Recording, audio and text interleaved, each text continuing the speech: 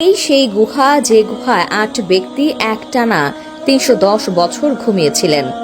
প্রিয় দর্শক, আজকে আপনাদের একটি চাঞ্চল্যকর তথ্য দিতে চলেছি। এই গুহার নাম আসহাবে কাহাফ। সকল মুসলমানরাই এই গুহার নাম শুনেছেন। বিজ্ঞানীরা দীর্ঘ বছর পর গবেষণা করে কি পেলেন সেই গুহায়, সেটি দেখাতে চলেছি আজকের ভিডিওতে। কেন বিজ্ঞানীরা এত বছর পরে সেই গুহায় অভিযান চালালেন, কি পেলেন তারা, কেনই বা তারা পবিত্র কোরআনকে ঘিরে নানা রহস্যময় বস্তু মানুষের সামনে তুলে ধরেছেন। চলুন বেশি কথা না বলে শুরু করি আজকের ভিডিও। তার আগে বলে রাখি, আপনি যদি মুসলমান হয়ে থাকেন অবশ্যই ভিডিওটি সম্পূর্ণ দেখবেন এবং অন্যকে দেখার সুযোগ করে দিবেন।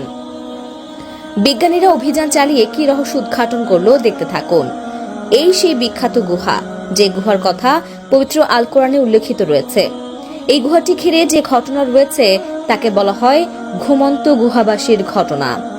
সাম্প্রতিক কিছু বিজ্ঞানী এই গুহা সম্পর্কে অদ্ভুত কিছু তথ্য বের করেছে। তারা দাবি করছেন তাদের আবিষ্কৃত গুহাটি কোরআনে বর্ণিত কাহাফের নামে পরিচিত। পবিত্র কোরআনের সূরা আল কাহাফে একটি স্থানের কথা বলা হয়েছে, যাকে ৮ ঘুমন্ত ব্যক্তির গুহা বলা হয়েছে। কোরআনে মহান আল্লাহ তাআলা আসহাবে কাহাফে ঘটনা বর্ণনা করেছেন, যারা ঈমান রক্ষার জন্য পাহাড়ের গুহায় আশ্রয় নিয়েছিল। আল্লাহ ৩ শতাধিক বছর তাদের ঘুমন্ত অবস্থায় রেখে দেন। অতঃপর অল্প সময়ের জন্য গুহা থেকে বের হয়ে আসে এবং আল্লাহর কুদরতের সাক্ষ্য দিয়ে আবার গুহায় ফিরে যায়।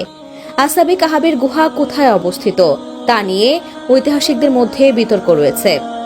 বর্তমানে ৫ দেশের মোট ৮ স্থানকে আসহাবে কাহাফের গুহা বলে দাবি করা হয়। দেশ ৫টি হল জর্দান, আজারবাইজান, তুরস্ক, চীন ও তিউনিসিয়া। এর মধ্যে তুরস্কের সর্বাধিক ৪ স্থানকে আসহাবে কাহাফের গুহা দাবি করা হয়। তবে ইমাম তহাবি রহিমাহুল্লাহি আব্দুল্লাহ ইবনে আব্বাস রাদিয়াল্লাহু তাআলা আনহু এর সূত্রে বর্ণনা করেন, আসহাবে কাহাফের গুহা আকাবা সাগরের কাছে তথা জর্দানে অবস্থিত। তারা যখন গুহায় প্রবেশ করে তারা দেখতে পায় এর ভেতরে রয়েছে আলাদা একটি দুনিয়া। প্রথমত তাদের চোখে পড়ে বিশাল একটি নদীপথ বা খালের মতো জলাশয়। এরপর দেখে পাথর দিয়ে সুসজ্জিতভাবে বানানো হয়েছে সুন্দর একটি যাতায়াতের পথ, যা রীতিমতো যে কোনো পর্যটককে অবাক করে দেবে। সাথে সাথে বিধর্মী হয়েও তাদের মুখ দেখে আলহামদুলিল্লাহ শব্দটি বের হয়। তারা বুঝতে পারে আল্লাহ সৃষ্টি সত্যি কোনো মানুষের পক্ষে বোঝা সম্ভব নয়।